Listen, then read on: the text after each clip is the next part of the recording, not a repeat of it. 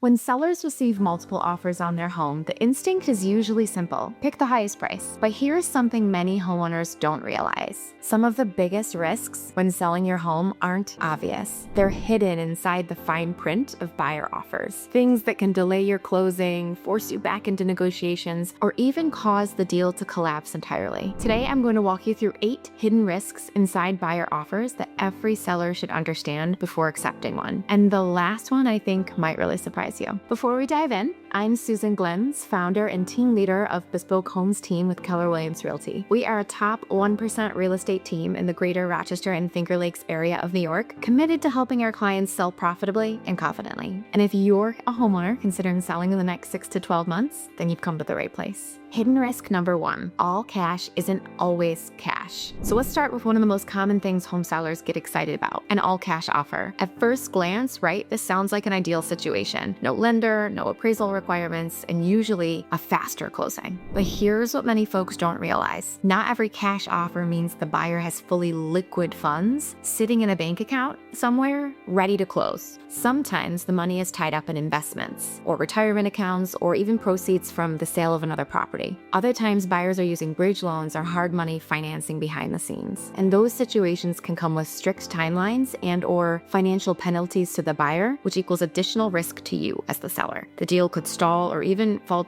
apart altogether. Sometimes the proof of funds statement or letter is not very recent, so there's no guarantee the balance today actually supports the buyer's offer price. Sometimes the buyer on the purchase offer doesn't match the name on the proof of funds document. And then in extreme scenarios, the proof of funds is completely fraudulent. So if you find yourself in this situation with an all-cash offer on your home, it's important for your agent to determine how liquid and accessible the buyer's cash really is before accepting that offer. I'll often do this for my clients by calling the bank or financial institution directly. I can remember one time we uncovered that the funds from a prospective buyer were tied up in a retirement account, and the buyer was unaware of the penalties for early withdrawal. So ultimately, after speaking with their financial advisor, they were no longer comfortable with those penalties and they withdrew their offer. That's what we want to avoid, right? So at the end of the day, when assessing cash offers, we simply want to say, show me the money, prove it. Hidden risk number 2, mortgage pre-approval letters with hidden issues. So many sellers feel assured when they see a mortgage pre-approval letter attached to an offer, right? But not all pre-approval letters are created equal. And if you take it at face value, you could be missing something really important. A pre-approval letter is simply a lender's initial review of a buyer's finances based on the information that they've provided. And sometimes there are conditions or assumptions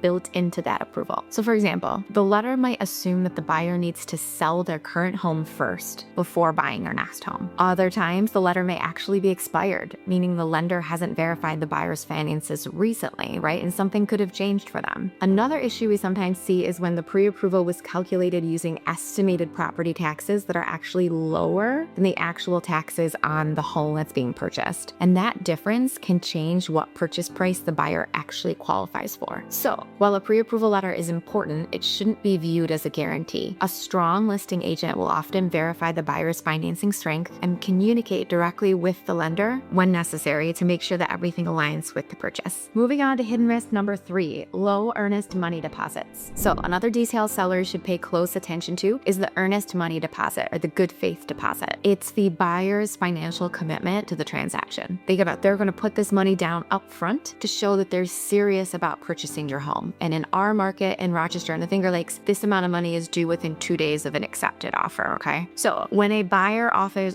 a strong purchase price with a very small earnest money deposit, that can be a warning sign. So think of a buyer's deposit as a sign of good faith. It's an indication of how much skin in the game they're willing to have. Generally speaking, if the buyer breaks the contract, the seller could make a claim to keep their deposit. So you see, if the buyer only has a small amount of money at risk, it becomes much easier for them to simply walk away from the transaction if something changes, right? Because they don't care about the seller keeping that amount of money. So for example, if a buyer only has a $1,000 deposit at a $400,000 home, walking away from that deal might not feel like a major financial consequence. But when buyers put down a stronger deposit, it signals greater commitment to get to the closing table. So what's a strong deposit amount? Well, in our Rochester and Finger Lakes market right now, we're seeing winning offers with deposits of anywhere from 5 to 20% of the purchase price. The moral of the story here is that experienced agents evaluate offers by looking at the entire strength of the offer, not just the price. Hidden risk number 4, inspection for information only. So sometimes buyers include language in their offer that says the inspection is for informational purposes only, treating it much more casually. And many sellers assume that this means the buyer won't ask for repairs or credits or to fix anything. But the reality can be a little more complicated. Even when inspections are labeled informational, buyers still receive a detailed inspection report that may uncover issues with the property. And once that happens, emotions can enter into play. Buyers may come back requesting credits, concessions, or other adjustments to the closing timeline. For example, the inspection may reveal something unexpected like an aging roof or electrical concerns or even foundational issues. And even if the buyer initially said they wouldn't ask for repairs, that new information can still influence negotiations. And even worse, once something material like that is disclosed to you as a seller, you will likely be obligated to disclose that information to any future buyers that would come to the table if your first deal fell apart. So you should understand that any informational inspection doesn't always mean the negotiation is finished. Hidden risk number 5,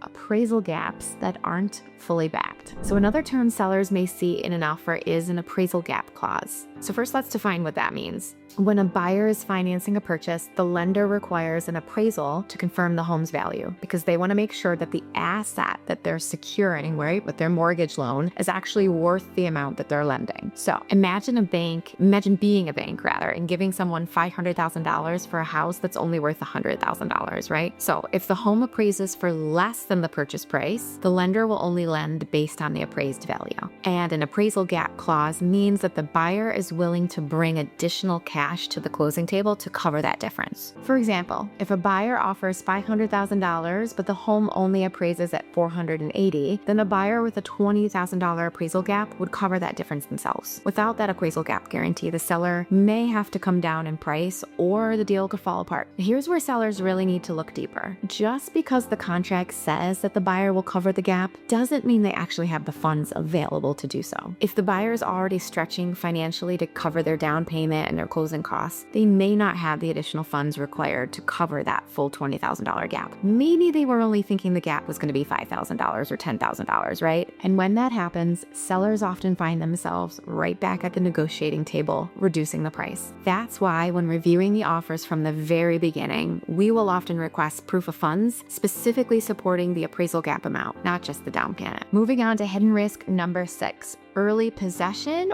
or buyers storing their belongings before closing. This is one of the biggest hidden risks that sellers don't anticipate, actually. Sometimes buyers ask if they can move belongings into the home early or get access to start painting or preparing for their move. And it often sounds harmless and even convenient. We want to try to help the buyers out and have everybody be kumbaya, right? But once someone takes possession of the property before closing, the legal and liability issues become much more complicated. For example, what if the buyer damages something while moving in? What happens if someone gets injured inside the home? What happens if the home is broken into before closing and steals or damages the buyer's personal belongings? What if, God forbid, there's a fire? Or what if the closing is delayed or the deal falls apart entirely? Now you have someone occupying or storing belongings in a home that they don't legally own yet. And that can create insurance issues, liability concerns, and sometimes even eviction challenges. So our general philosophy with buyers when representing our seller clients is very simple. No closing, no access. Hidden risk number 7, extended closing timelines. So another thing sellers sometimes overlook is the length of the closing timeline. A longer closing may seem flexible and accommodating to a buyer, but it also introduces more risk into the transaction. I often say something to sellers that may sound simple, but it's very true. Time kills deals. The longer a transaction stretches out, the more opportunities there are for things to change. Buyer employment situations can shift, interest rate locks can expire, right? Financing conditions can change. And if the deal falls apart weeks later, you may have lost valuable time and momentum in the market. So that's why we always evaluate whether the closing timeline truly aligns with the buyer's readiness to complete the purchase. And last, but certainly not least, hidden risk number 8, focusing only on price. This may be the most important one of all. The highest offer is not always the best offer. Price alone does not determine whether a transaction will close successfully. The strength of the buyer, the financing structure, the deposit, the contingencies, and the timeline all play a role. Sometimes the highest offer comes with the most uncertainty, and accepting that offer can lead to renegotiations, delays, or even starting over if the deal falls apart completely. The goal isn't just accepting the highest number. The goal is choosing the offer that gives you the highest probability of actually closing successfully. Look, the takeaway here isn't that buyers are trying to trick sellers. In fact, most buyers are acting in good faith. They want to buy the home. But every offer has layers beneath the surface. And when you're selling your home, your job isn't just to look at the number and take the contract at face value. It's to understand the risk profile behind the offer so that you can make the best decision for your situation. That's where experience, negotiation strategy, and deep contract knowledge become incredibly important. If you're ready to start your home selling journey and you're seeking expert guidance from someone who does have that deep contract knowledge and someone who's willing to have the tough conversations to create clarity and empower you to move forward, click the link below to connect with my team and get started today. If you're a discerning homeowner in the Rochester and Finger Lakes area and you found this content valuable, you can hit the like button or subscribe for more content just like this. You can also comment below to share with us any topics or questions that you want us to answer in the future.